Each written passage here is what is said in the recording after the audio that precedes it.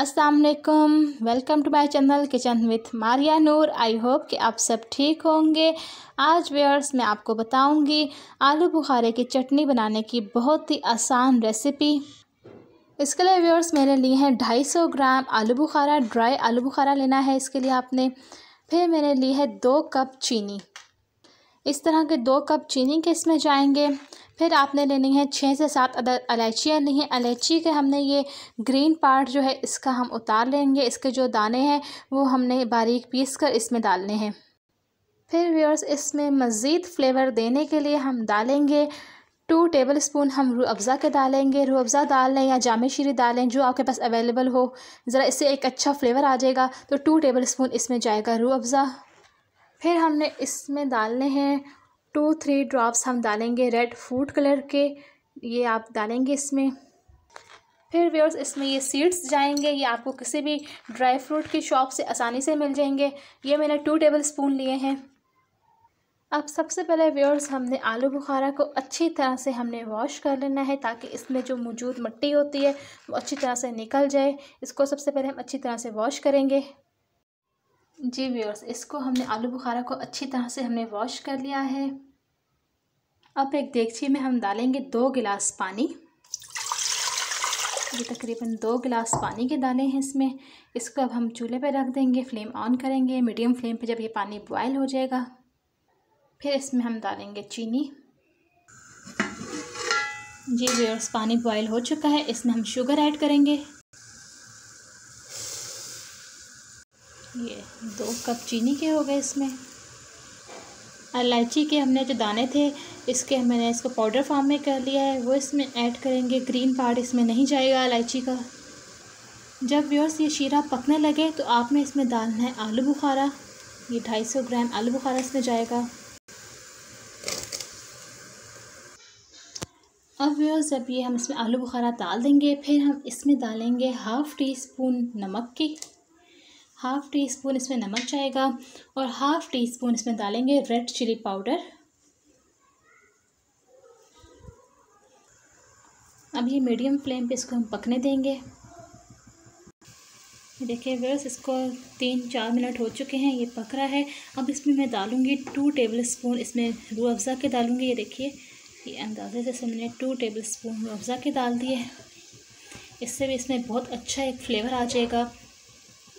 अब व्यूअर्स इसमें मज़ीद कलर देने के लिए इसमें मैं डालूँगी ये लिक्विड ड्रॉप्स हैं रेड फूड कलर के।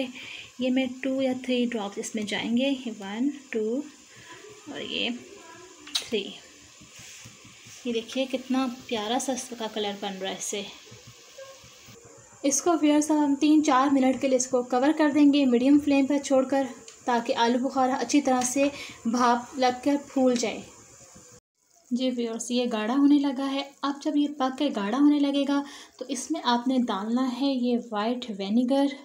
इसके इसमें जाएंगे 2 टेबलस्पून हम डालेंगे इसमें वाइट विनेगर। ये तकरीबन 2 टेबलस्पून इसमें हमने सफ़ेद सिरका डाल दिया है। सिरके से व्यूअर्स ये होगा कि आप इसको पूरा साल भी अगर आप फ्रिज में रखेंगी एयर टाइट जार में भर के, तो ये पूरा साल भी पड़ा रहेगा, तो ये ख़राब नहीं होगा। मेरे पास व्यूअर्स ये पूरा साल भी पड़ा रहता है फ्रिज में। ये चटनी बना के मैं रखती होती हूँ, तो ये बिल्कुल सही रहती है, इसमें फफूंदी नहीं लगती, बिल्कुल सही रहती है ये इसमें, क्योंकि इसमें सिरका डाला होता है, इस वजह से ये ख़राब नहीं होती। इसको हम अब चेक कर लेंगे। देखिए आलू बुखारा जो है फूलने लगा है, तकरीबन ये रेडी हो गया है। अब हम इसको चेक करेंगे कि इसका जो शीरा है वो कितना थिक है। ये देखिए व्यूअर्स, इसको चेक करने के लिए आप किसी प्लेट में इसको डालेंगे। इसको व्यूअर्स चेक करने के लिए कि कितना ये थिक हो चुका है शीरा, तो आप इसको प्लेट में डालेंगे और इसको यूं चेक करेंगे। देखिए इस तरह से ये गाढ़ा गाढ़ा आ रहा है ना, इसमें बिल्कुल पानी की तरह नहीं लग रहा। ये आराम आराम से जो स्लोली आ रहा है, तो इसका मतलब ये गाढ़ा हो चुका है, बिल्कुल ये सही है इसकी थिकनेस। अब हम फ्लेम बंद कर देंगे, ये रेडी हो चुका है। अब व्यूअर्स ये बिल्कुल रेडी हो चुका है, मैंने फ्लेम बंद कर दिया है। अब हम इसमें डालेंगे, फ्लेम बंद करने के बाद इसमें जाएगा ये सीड्स जो हमने रखे थे, ये इसमें डालेंगे। इसको अच्छी तरह से हम मिक्स कर लेंगे। देखिए फ्लेम बंद करने के बाद मैंने इसमें ये सीड्स डाल दिए। अब ये बिल्कुल रेडी है, ये ठंडा हो जाए। जी व्यूअर्स, ये देखिए मज़ेदार आलू बुखारा की चटनी जो है वो तैयार हो चुकी है। इसको अब हम निकालेंगे।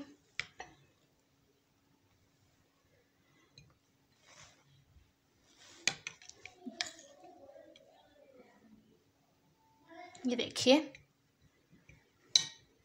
इस तरह ये थिक है, बहुत ही मज़ेदार ही बनी है।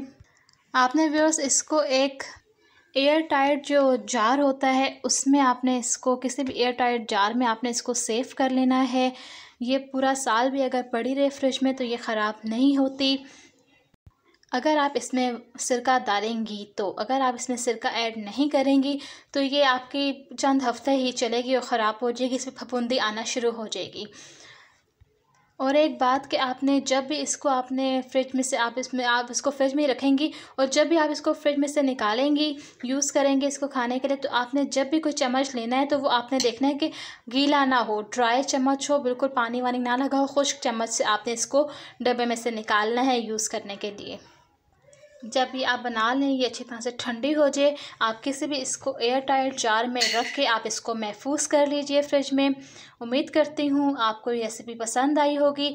अगर आपको ये रेसिपी पसंद आए तो मेरे चैनल को लाइक एंड सब्सक्राइब करना मत भूलिएगा। इंशाल्लाह मिलते हैं एक नई रेसिपी के साथ। अल्लाह हाफिज़।